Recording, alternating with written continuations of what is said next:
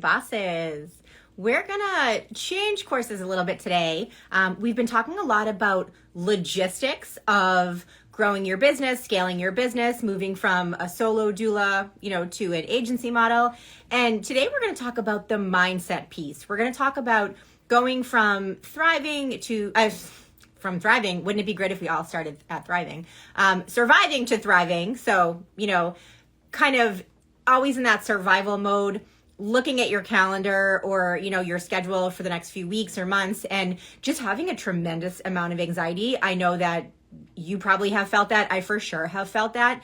Looking at like the stacked days or nights and being like, how am I going to pull this off? Not even like, how am I going to have time for it, but at what cost to like my body and mind? So going from surviving to thriving and embracing that shift of growing your business. So it definitely gets scary sometimes when you think about all the what ifs and you think about yourself being in charge of more clients and maybe, doulas or money. And it definitely can be scary. And I think a lot of people are nervous not to fail, which feels like, the right thing to say, you're afraid of failure. I think a lot of people are afraid of success. They're afraid of succeeding. They're afraid of doing well and getting big and blowing up and being popular. One, because it could be hard to handle. And two, the bigger you get, the more eyes on you. And I think for some people that feels like a lot to handle because out of the 100 people that might be looking at you, we know 99, are going to love you. And there might be one who just doesn't feel the same way. But if you're, scaling and you're bigger, now you have 1,000 people looking at you. Obviously, 997, love you, but there's always that 3, which is 2 more than before. So I feel like we're afraid of success sometimes. And that really puts a pause on our willingness to grow and move forward and kind of staying where you are, just for today, just for this week. At the next year, I will think about, doing more. And it ends up being, 10 years later and you're still kind of stuck in that grind. You're still kind of stuck on that hamster wheel. So it's really important that you kind of shift the mindset and really focus on and really prioritize going from just always surviving to absolutely thriving. So embracing the shift of growth. And I think, the need for that shift comes from just the overwhelm of being busy. You physically feel it, you mentally and emotionally feel it. I know when I get too busy and I look at my schedule and I think to myself, okay, what if this runs over? Or what if I have to get from one client to the next and there's traffic? When am I going to have my lunch? What time do I think I'll be home? Am I going to have enough time for, anything else? And that's really hard. You're always in survival mode. You're always kind of in this like half, I know I'm going to get it done, but like half I'm a little bit freaking out. And that's like a lot of adrenaline. That's a lot of like, being unsure all the time where you want to be like a lot calmer and a lot more relaxed on a day-to-day basis about the thing that consumes most of your time, which is work, right? And I think, we want to take a lot of clients. We want to make a lot of money. We want to have a huge piece of the perinatal community able to get care, from us and from other people. But what does that really mean? It means saying yes to too many clients, not being able to have those boundaries that we always talk about. It is very difficult to say no to someone after you've heard a traumatic birth story or, a traumatic postpartum, previous postpartum from someone who is pregnant again. And that was really happening a lot, like probably like a year ago or a year and a half ago when we were post-pandemic and people had a lot of terrible experiences through that. So we were trying to, make sure that we were able to care for entirely too many people and at the cost of, our own success. And I don't mean success like, not taking clients and not keeping them happy, but really being overly committed and not having enough time for the things that are important, like self-care and family and other things, in your life that you love. And the other thing was, as people need more, and you guys, please comment, please say yes if you agree with me. I know you will. Once you get into this industry, you're like addicted to all the things. You start off with birth doula care, then you do postpartum, then you do lactation, then you do childbirth ed, then you're a sleep consultant, then you encapsulate placentas, and then you want to do a different kind of childbirth education. Like there's so much that we can offer, and there's so much that we know that our clients want and need, that we keep taking more trainings and keep taking more classes and keep becoming certified in more things. And while that's great, you kind of feel obligated then to start offering all of those things, and marketing becomes tough, because what exactly are you marketing yourself as? Who are you marketing to? And you're offering too many things that clients will absolutely say yes to. And then you're spread way too thin at this point. And no fault of our own. We want to do all the things for our clients, and they're all interesting things. They're all things that are like incredible to take these trainings and get certified and offer these things, because it also brings us joy. Like, I know it brought me a tremendous amount of joy to have these postpartum clients who also were having, breastfeeding issues, and my depth of knowledge in lactation, all of a sudden grew and grew and grew and grew as I took more trainings. And there's nothing that could have made me happier to be able to answer all the questions and be the best support and the best educator for my clients, when they needed support. But you need to make sure that the return on all of these investments, while they make us happy, have some sort of monetary return, so we can make the most of our time, working in our business. I think, there was definitely a time where I was very unsatisfied with, the pay at the end of the week for the hours that I put in and the energy that I put in. We can say that we don't do it for the money, and that's fine if you want to just be a volunteer, but groceries are 4 times what they were, a few years ago. Everything is tremendously expensive. Cost of living is insane. So I think we are not raising prices, and we're not charging, what we are worth and what we think our value is compared to maybe a couple of years ago. And the more trainings you have, yes, you're more valuable to clients, but your value and your worth also changes as you need to pay for more things on your end. So, you can't forget that. The bills are always going to be there. The mortgages are always going to be there. The groceries, we have to eat, whether we buy, even things that were on the less expensive side are now tremendously expensive. So you cannot get away, not spending a ton on groceries. It's insane. It's crazy. I don't see how it can keep going up, but it is, cars, gas, all of those things. Childcare is astronomically expensive. So we need to make sure that, our value continues to grow as all of these other things, get higher too. And we have to get out of the mindset that more is better. More clients is better. It's not. It is definitely quality over quantity as far as the quality of care you're providing and the value that is attached to that. Now, you can have less clients and offer them more, and I think it's important to talk about dividing that between, things that are hands-on and things that are virtual and things that are maybe self-paced and digital. You want to be able to have, diversified offerings, so you're not always offering your time, right? Your time in exchange for like a certain amount of money. We want to step away from that a little bit. Otherwise, we'll never be able to scale our businesses. We'll be able to grow and add more things, but we are also growing our time commitment to our business. And you're never going to add more hours to the day. You're never going to add more days to the week. So at some point, there has to be this like hard end.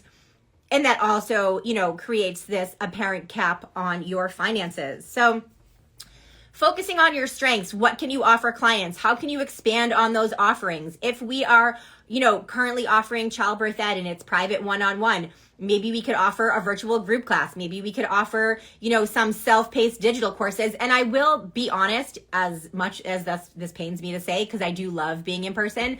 Our younger clientele, they want self-paced digital courses. They want to be home in comfy clothes, eating their dinner on the couch because they already work from home. It's not like they're, 10 years ago when I was teaching at a local hospital, people were swinging by on their way home from work, taking these classes and then going home. They're already home, right? They're already comfy, maybe from the waist up because they're on Zoom. They look like, a little bit corporate, but they're wearing comfy pants, right? They don't want to go out. They don't want to do this stuff with other people at a certain time for a certain amount of time.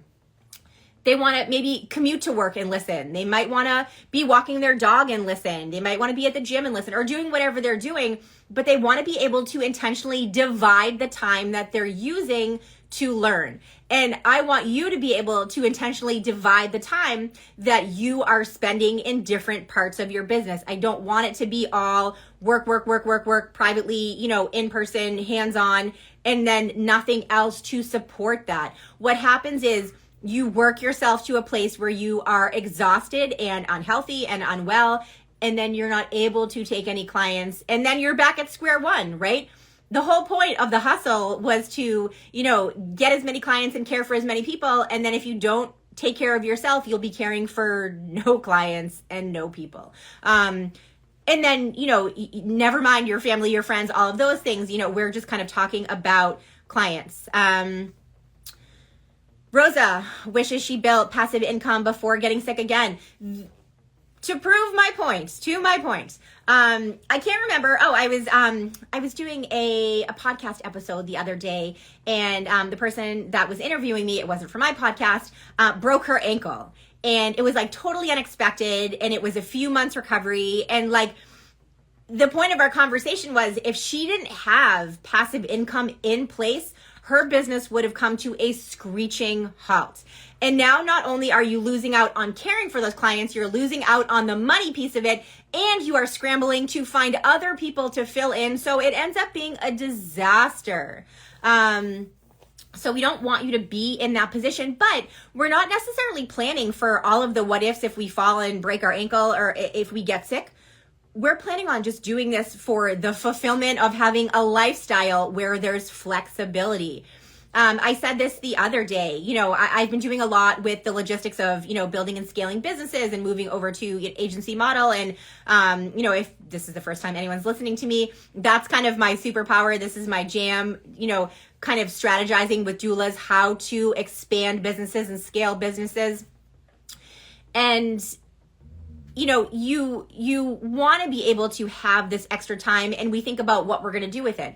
My oldest is a senior and she's going to college next year. And I listen to other people who work like crazy and they miss out on things. And even if their kids are little, I think to myself, like, I didn't miss out on anything. I'm so happy that I built my business the way that I did, because when I look back, I don't have any regrets. I think I was there for like every second of anything that felt important to me.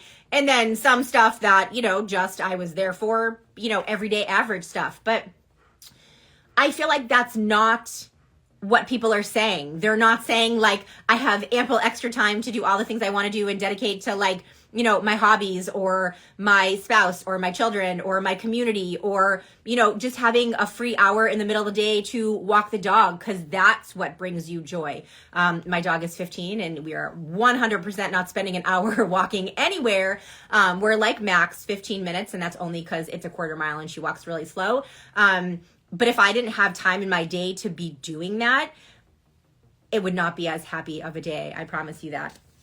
I was posting earlier today, my cat was on my lap and I couldn't reach my laptop. So I gave myself like 20 minutes to just sit there. My coffee was within arm's reach. So that was like a blessing. But I don't feel the hustle. I don't feel the pressure of, taking 20 minutes to myself if I need to. I make sure that I manage my time in a way that I have those pockets. And a lot of the things that I have to do during the day can be done when my kids go to sleep. They can be done while I'm watching them at gymnastics. I'm also coaching cheer right now. So Those evenings I cannot book for anything because I am like actually like in the gym with the kids. But when my girls are doing gymnastics, I can sit in like the watch area, bring my laptop and, grow my business, care for clients, care for doulas, make money, care for myself, all the things that need to be done. I can like check all the boxes. So I think we really have to make sure that our mindset is focused on that abundance piece, but now it's like, how do we get there, right? You have to be intentional about building. I'm definitely not a super mompreneur, and I've never actually cheered a day in my life. But I try to just be involved as possible. And I feel like a life of, doing gymnastics and dance prepared me a little bit for cheer. It's definitely different, but, I mean, they're 8 and under, so I don't think they're like, expecting much of me. It's not like if anyone watched the Netflix series Cheer, that's not what we're doing for sure. Maybe one day, and at that point I will not be coaching because that is out of my wheelhouse. That is out of the things that I can do. But again, I want to kind of come back to the agency piece of it. It doesn't have to be like the end all for your business. It doesn't have to be,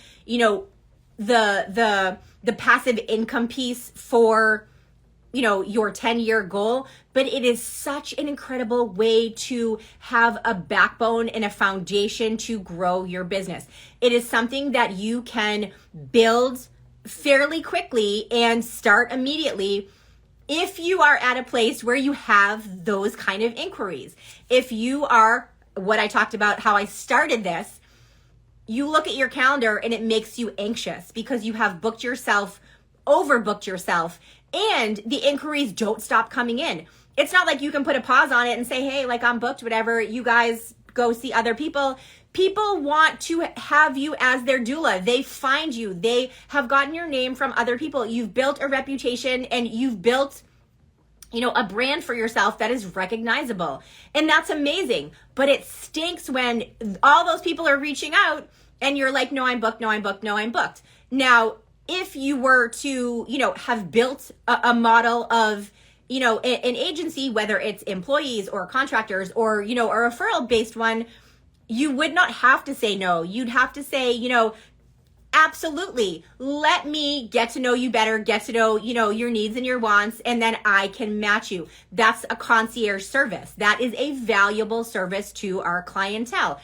It takes the heat off you a little bit because you have a team in place to say yes to those clients, and it doesn't always have to be you, and it doesn't always have to be doula care. It can be so many other things. You want to be this one-stop shop. You're taking all these trainings and certifications, and now other people, you can utilize those yeses to other people.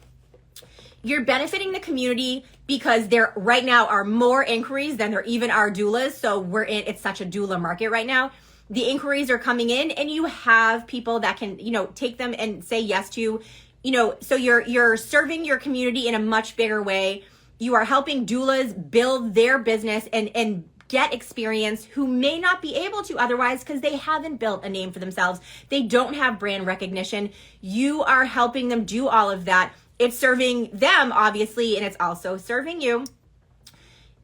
You have time freedom.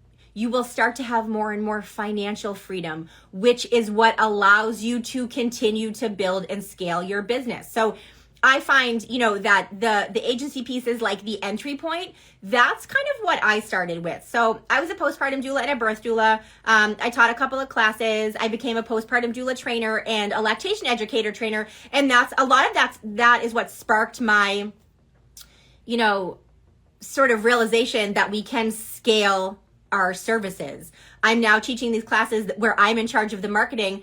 If I don't do a good job at marketing, I have 5 people. If I, kill it with marketing, I could have 30 people. So it's the same amount of time that I'm putting into it. Obviously, I'm, doing more with the marketing piece, but the actual course, the 2 days, 20 hours that I'm putting into it, I could have revenue from 5 people or revenue from 30 people. So that feels really smart to me. That sparked something where I was like, okay, what else can we do with this? What else can we do, in a way that is easily scalable?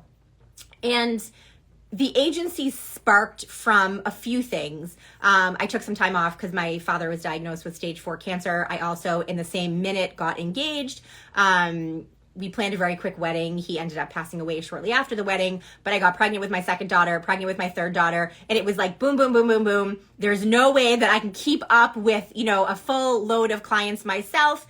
And as the inquiries, continued to flow in fast and furious, because I'm a postpartum doula trainer, this felt very it felt very smart to do. I started organizing some of the people that I trained and some of the doulas that I had worked with for years and slowly put it all together. And now it is this incredibly amazing agency. It is only one part of my business, but it works more for me than I do for it. That is how I've created it. It runs itself. It grows itself. It has a lot to do with my incredible doulas. It has a lot to do with our incredible clients and word of mouth, but that doesn't happen by accident. I finesse that, okay? I create that. And it's not difficult. It's not time consuming. It brings me a tremendous amount of joy. I have a degree in hospitality and a minor in business, and I use those two things every single day.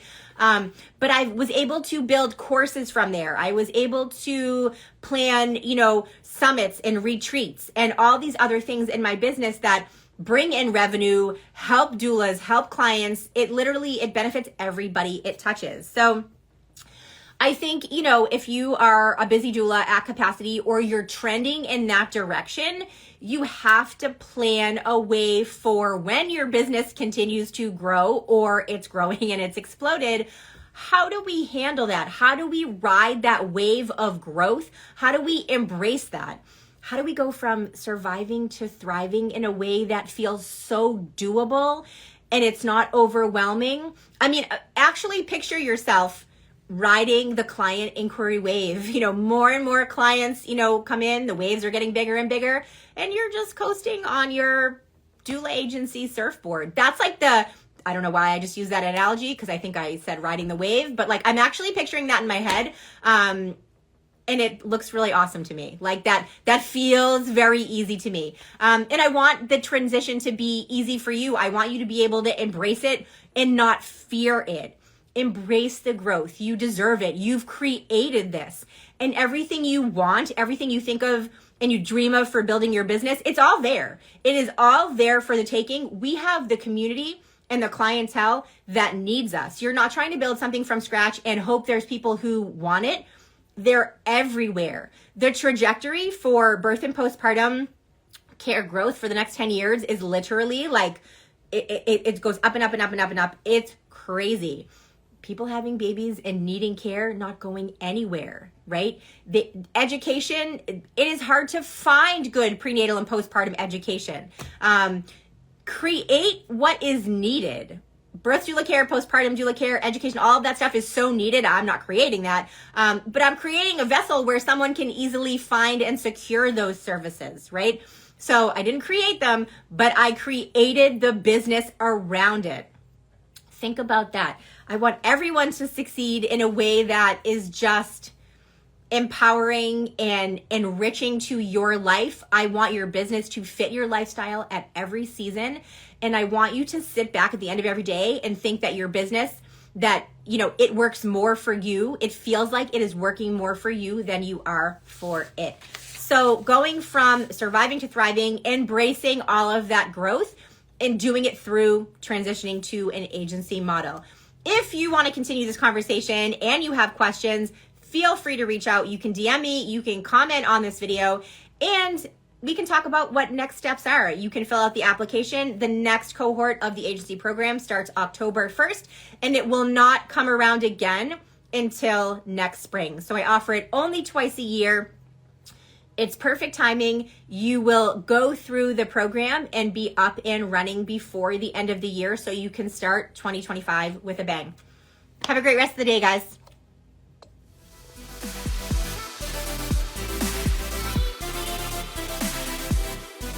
Thank you for listening to the Birth Boss podcast. Don't forget to like and subscribe and hit the notification button so you always know when a new episode is out. And if you're feeling inspired, we always love when you leave a review.